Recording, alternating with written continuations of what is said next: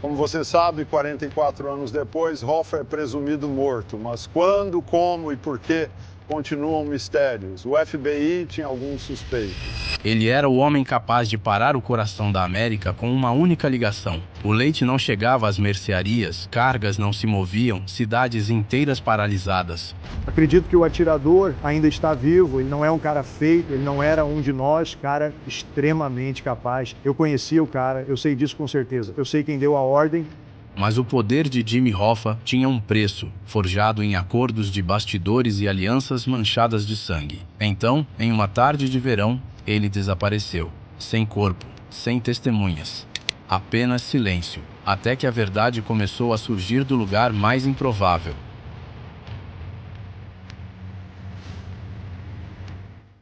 A voz que podia parar uma nação.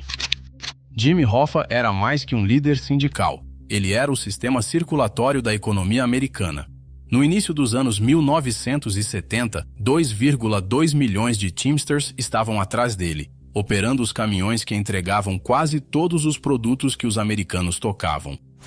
94% das mercadorias que cruzavam as fronteiras estaduais eram controladas pelos Teamsters. De ovos de supermercado a vigas de aço para arranha-céus, o sindicato de Hoffa ditava o ritmo do coração da nação. Mas a verdadeira força de Hoffa não era a força bruta, era a devoção. Os trabalhadores o veneravam porque ele vinha do mesmo mundo que eles. Ele conhecia suas lutas, falava sua língua e conquistou saúde, aposentadorias e salários que transformaram vidas. Sua lealdade à classe trabalhadora o tornou uma lenda. Também o tornou perigoso. Por trás do carisma, Hoffa orquestrava algo mais sombrio. A máfia, sempre oportunista, via o Central States Pension Fund do sindicato não apenas como um fundo de aposentadoria, mas como uma fonte ilimitada de dinheiro líquido. Bilhões poderiam se mover com a assinatura de Hoffa, sem necessidade de aprovação bancária. E em troca, a máfia oferecia o tipo de músculo que podia silenciar greves, sindicatos rivais e até procuradores federais. Era uma parceria baseada em regras não ditas, ganho mútuo e silêncio mútuo. Mas à medida que o poder mudava e lealdades se quebravam, o compromisso de Hoffa com a transparência se tornou uma ameaça. Ele não planejava se aposentar silenciosamente, queria voltar ao controle e estava pronto para apontar nomes. Essa decisão não custaria apenas amigos, custaria tudo. Acordos assinados com sangue. Nos fumacentos bastidores de Las Vegas e nos silenciosos corredores de Washington, o nome de Jimmy Hoffa ecoava muito além dos sindicatos. Na década de 1960, o Central States Pension Fund, alimentado por alguns dólares de cada salário dos Teamsters, cresceu para 1,6 bilhão de dólares. Mas esse não era dinheiro parado em um cofre. Era capital líquido, em movimento rápido, acessível com uma única assinatura, e essa assinatura pertencia a Hoffa. O crime organizado havia encontrado seu banco perfeito. O fundo financiava cassinos, hotéis e projetos de construção duvidosos. Santo traficante na Flórida, Carlos Marcello em Nova Orleans e a Detroit Partnership disputavam fatias do fundo. Sob Hoffa, ainda havia negociação, mas quando ele foi preso em 1967, as coisas mudaram. Richard Nixon precisava do apoio dos Teamsters para a reeleição e em 1971 comutou a pena de Hoffa, mas o acordo vinha com uma condição. Hoffa estava proibido de participar de atividades sindicais até 1980. Em sua ausência, Frank Fitzsimmons, considerado antes inofensivo, assumiu o comando. Ele gostava das regalias do poder e mostrou-se muito mais cooperativo com a máfia. Empréstimos que Hoffa havia rejeitado agora eram aprovados sem questionamento. Taxas de juros caíram, cronogramas de pagamento se dissolveram e investigadores descobriram mais tarde que 400 milhões de dólares haviam desaparecido em contas no exterior. Assistindo de Detroit, Hoffa fervia de raiva. Começou a ligar para antigos aliados, traçando um retorno que prometia colocar a casa em ordem. Ele não planejava se aposentar silenciosamente, planejava vingança. Não pelos tribunais ou discursos, mas expondo os próprios mafiosos que antes o protegiam. Ele sabia quais empréstimos financiavam quais chefes e quais políticos aceitavam subornos. E isso o tornava mais que um problema, o tornava radioativo. O consenso silencioso entre as famílias do crime não vinha da raiva ou pânico. Era negócio. Hoffa estava prestes a se tornar um problema. E no mundo deles, problemas não duram. A última ligação e a mentira da lealdade. 30 de julho de 1975. O sol da tarde brilhava no asfalto enquanto Jimmy Hoffa aguardava do lado de fora do restaurante Matthew's Red Fox em Bloomfield Township, Michigan. Estava vestido para negócios, destoando entre golfistas de camisas polo. A reunião havia sido marcada por Anthony "Tony Jack" Giacalone, uma figura antiga da máfia de Detroit e aliado de longa data. Hoffa acreditava que resolveria tensões com Anthony Provenzano, Tony Pro, um capitão genovese com quem havia se desentendido violentamente na prisão. Mas Tony Pro nunca apareceu, nem Tony Jack. Às 14h45, Hoffa ligou para sua esposa de um orelhão, irritado mas calmo, dizendo que chegaria em casa em breve. Ele nunca chegou. Pela manhã, seu Pontiac verde foi encontrado no estacionamento. Portas destrancadas, sem sinais de luta, sem sangue, sem corpo, apenas ausência. Em poucas semanas, agentes federais focaram em um detalhe que virou a suspeita para dentro do círculo íntimo. O Mercury Marquis, 1975 Bordeaux visto na cena, havia sido emprestado naquele dia por Charles "Chucky" O'Brien, filho adotivo e confidente de longa data de Hoffa. O'Brien alegou estar entregando peixes, mas testes forenses revelaram 3 fios de cabelo humano no banco traseiro. Eles correspondiam a amostras do pente de Hoffa. Vestígios de sangue também foram encontrados, degradados, mas do tipo O positivo, o tipo sanguíneo de Hoffa. A história de O'Brien mudava a cada entrevista com os agentes. No velório de Hoffa, o filho biológico confrontou-o. Testemunhas disseram que o rosto de O'Brien empalideceu antes de fugir do prédio sem dizer uma palavra. Para os investigadores, a teoria era dolorosa, mas assustadoramente lógica. Hoffa nunca teria entrado no carro de um estranho. Mas se Chuck apareceu, alguém em quem confiava, criado como sangue, ele não hesitaria. Hoffa teria se sentado naquele banco traseiro sem saber que era uma viagem sem volta. Naquele momento, a confiança não foi apenas mal colocada, foi fatal. A reunião que mudou tudo.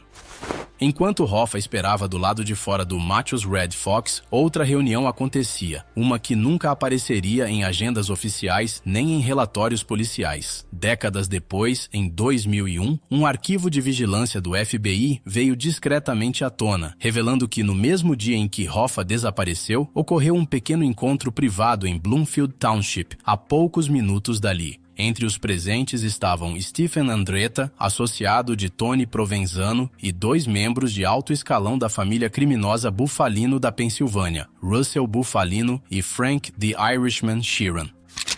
Por anos, a maioria das teorias sobre o desaparecimento de Hoffa girava em torno de disputas locais ou de ações isoladas para acerto de contas. Mas essa revelação mudou tudo. Esses homens não eram peões, eram arquitetos de redes criminosas nacionais. A presença deles em Michigan não foi coincidência, foi coordenação. Essa única reunião conectou peças antes espalhadas do quebra-cabeça. A vingança da família genovese, a influência interestadual de Bufalino e o envolvimento controverso de Sheeran. Também validou a afirmação de Michael Franzese de que a ordem para o assassinato não veio de Detroit, nem mesmo de Nova Jersey, veio de Nova York. A comissão, o conselho máximo da máfia, havia dado o aval. A operação não foi impulsiva, foi autorizada. Isso também explicou o desaparecimento perfeito. Cruzar fronteiras estaduais sem deixar rastros exige mais do que força. Exige colaboração, silêncio e um acordo entre sindicatos do crime para apagar alguém de forma tão completa que nem a memória consiga localizá-lo. Enquanto Hoffa acreditava estar resolvendo um conflito, a verdade já estava escrita, em outra sala, por outros homens cuja decisão encerrou sua história antes mesmo de ele sair do estacionamento. Cinzas, lixões e lendas. O que se seguiu ao desaparecimento de Hoffa foi meio século de especulações, buscas e afirmações sensacionalistas, cada uma mais elaborada que a anterior. Alguns apontavam para um lixão em Nova Jersey, conhecido como Depósito de Brother Moscato, onde o executor genovese Salvatore Sally Bugs Briguglio supostamente teria enterrado Hoffa dentro de um tambor soldado de 55 galões. Uma testemunha afirmou mais tarde que viu o barril sendo baixado na terra sob o Pulaski Skyway.